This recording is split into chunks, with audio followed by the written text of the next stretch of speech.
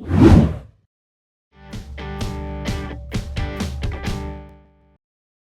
fonction racine carrée, 2 points importants dans votre cours. Alors, la première chose, la définition de la fonction racine carrée, elle est définie sur R+, on ne met aucun négatif dans une racine carrée, racine de -2 n'existe pas, et le résultat est obligatoirement positif. Ou nul, racine de 0 existe. Attention, la fonction est strictement croissante sur R+, ça va de 0 à plus l'infini, donc ça, c'est pas très difficile, c'est du cours. Maintenant, la démonstration de cette croissance est une démonstration qui est exigible. Donc, je vous ai fait un début de démonstration. En ligne, c'est préférable de travailler en colonne, mais bon. On pose deux nombres A et B, A plus petit que B. Bien sûr, dans l'ensemble de définition, ils sont positifs ou nuls, mais bon, on les prend strictement positifs. Et on essaie de savoir si l'image de A et l'image de B, si l'image de A est plus petite que l'image de B. Donc là, c'est une méthode qu'il faut apprendre. On va s'en servir tout à l'heure pour les positions. Donc, pour savoir si une image est plus petite que l'autre, on calcule la différence et on étudie le signe de la différence.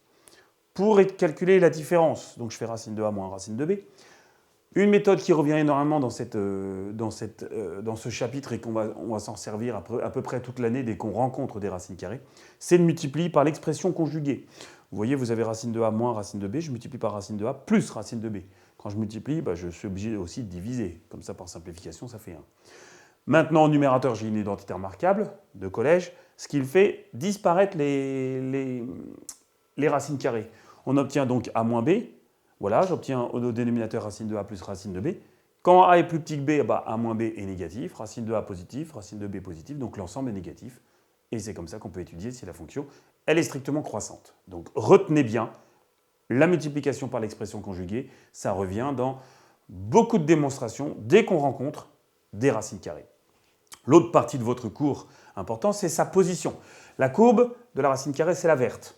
Voilà, une croissance assez rapide au départ, et puis après, toute douce. Voilà, la position avec y égale x et y égale x carré. X carré, c'est la fonction carrée, étudiée en secondes. Voilà, elles sont symétriques. La verte est symétrique par rapport à la bleue. Et elles sont symétriques toutes les deux par rapport à la droite orange, y égale x, et on étudie les positions. Vous voyez bien qu'à partir jusqu'à 1, la racine carrée est au-dessus de y égale x, qui est au-dessus du carré, alors que ça s'inverse après 1. Les démonstrations de ces positions, entre 0 et 1 et entre 1 et plus l'infini, peuvent être exigibles, peuvent être même exigées par le professeur dans vos interrogations, etc. Pour étudier la position, on fait quoi?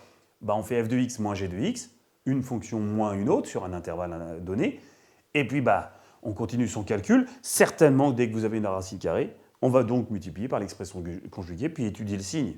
Factorisation, tableau de signes ou quelque chose comme ça. Donc retenez bien, la racine carrée, ce n'est pas une fonction compliquée, mais c'est un support pour faire d'autres choses. Et aussi l'introduction de cette petite méthode d'étude de signes avec l'expression conjuguée.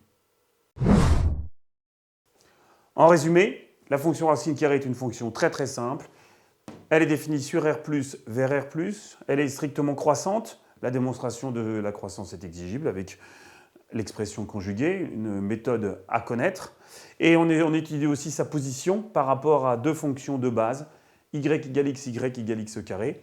On voit bien les positions, le graphique parle de lui-même. Elle est au-dessus des deux autres entre 0 et 1, et en dessous des deux autres entre 1 et plus infini. Le petit plus des bons profs, dans beaucoup d'exercices de bac, dans beaucoup de contrôles sur les fonctions, souvent une question revient, quelle est la position de cette courbe par rapport à sa tangente, par rapport à une autre courbe? Retenez bien la méthode. La position, pour étudier la position de deux courbes, on calcule la différence entre les deux fonctions et on étudie le signe de la différence.